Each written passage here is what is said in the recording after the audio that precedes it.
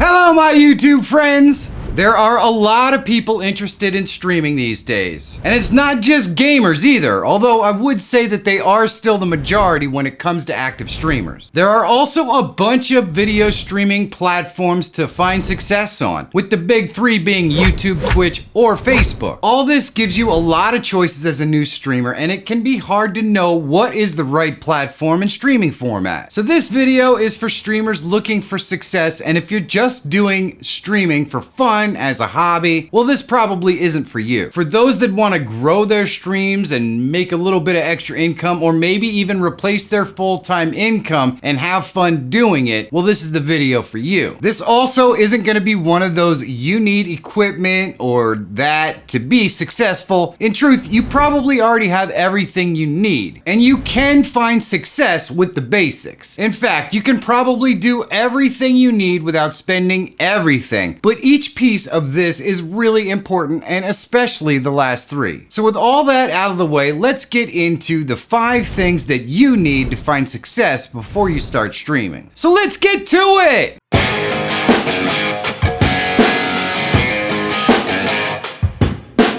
Likes and comments are super easy things that you can do to help push this video to a wider audience. So take a second down below and let me know how I'm doing. And while you're there, please subscribe if you aren't already. It really does help me continue to make content that helps you. So thanks. The first thing you need is a camera. Yeah.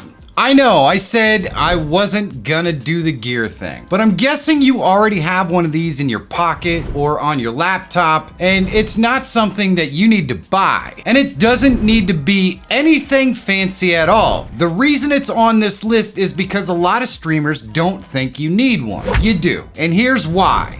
There are 2 main components to a game stream. The game, which is the same for everyone, and millions of people have the exact same one as you. No one is watching a stream for 5 hours of gameplay footage on a game they can just go buy and play themselves. And that second thing is you. So you are the unique aspect of the live stream, and you need to be in there. You can inevitably decide how much or how little of a mix that you're in there, but you have to show up for your own stream. The second thing you need is to learn your streaming software. There are a lot of options here. So if you go with something simple like Melon or StreamYard or Restream, or something more powerful like OBS or Polypop, you should take the time to learn it and see what it can do. Now, I have hundreds of tutorials on OBS and a few on Polypop, Melon, StreamYard, and Restream to get you started. The thing is you have to know what's possible with the software that you decide to use to really put together the stream that you want to do. And you can't possibly know that unless you take the time to learn the software that you plan to use. Now, you don't have to be an expert. That could take a long time, especially for something like OBS. But you have to know the basics and what features are available for you to take advantage of to put on a great live stream. Number 3, you need to figure out why people would want to watch your stream. No, really, it sounds like a bunch of crap, but if you don't spend the time to figure it out, it's not likely that anyone's ever gonna watch. You want to write down what makes you unique. Hobbies, areas of knowledge, life experience, personality quirks, whatever you can possibly think of. Then you want to find ways to incorporate these things into your setup, like your overlays, and definitely spend the time to set up your background. It's really important to spend that time on your background that helps define you, because you only have to do it once and people see it all the time. So tell a story with your background about all of the things that you love, your quirks and your inner workings and your life story. Try to tell that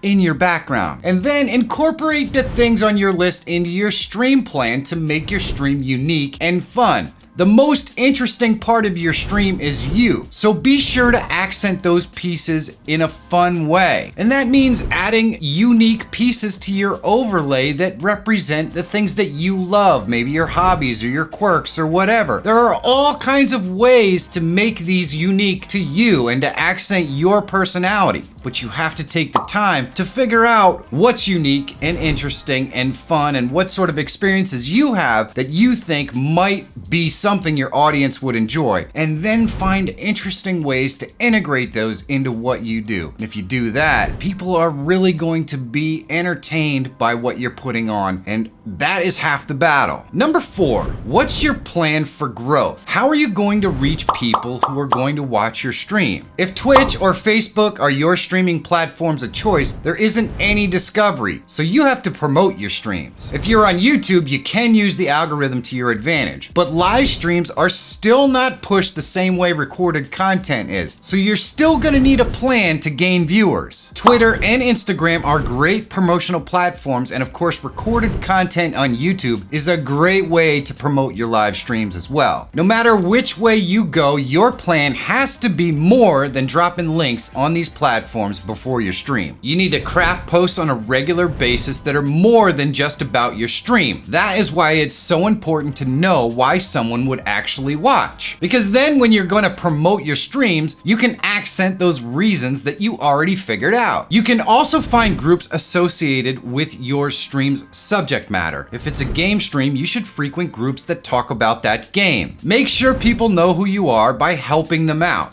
Don't just go in there and promote your streams. I can promise you that's not gonna fly. Be an active member and people will ask you what you do, and then it's really easy to tell them that you're a live streamer. Promoting your live streams is probably one of the most uncomfortable things that you're ever going to have to do, but you still have to do it. And 9 times out of 10, success is found by doing things that other people don't want to do. And trust me when I tell you this, promotion is one of those things. It's really hard to learn how to do, but taking the time to learn how to do it means that you can be successful with your stream, but you can also be successful with other things that you want to do for any sort of media. Because once you figure it out once, you don't have to figure it out again, but you do have to spend the time to figure it out at least once, and having a plan is really important. Number 5, one of the rules that I discovered is that you don't actually get to decide what people like and what they don't. In other words, the things that catch on your live stream may not be what you expect, and you have to be ready at any point to rewrite your plan and pivot to whatever works. You should keep notes after rewatching your streams and adjust things as you go. If something doesn't work, scrap it. It doesn't matter how much time you spent working on it. I see a lot of people who look past success to keep riding something because they spent so much time working on it. Or worse yet, they just don't want to change course. When I say you don't get to decide, I mean it. Your audience pretty much chooses what they want to see and what they're going to click on. You need to create things that keep them happy, even if it's not initially what you wanted or expected. So just be prepared to change everything until you figure out what's actually working. Now, all this pre-planning and everything isn't a waste of time because you might have to change it, because during this period you're actually going to learn how to entertain and evaluate, and you're going to gain more experience with your software, which are also really important. Inevitably, this process is how you find your path, or more accurately, how your audience helps you to find your path. So just sit back and enjoy the ride. And if you want to learn more about how to get noticed on YouTube, you should definitely check this video out right here.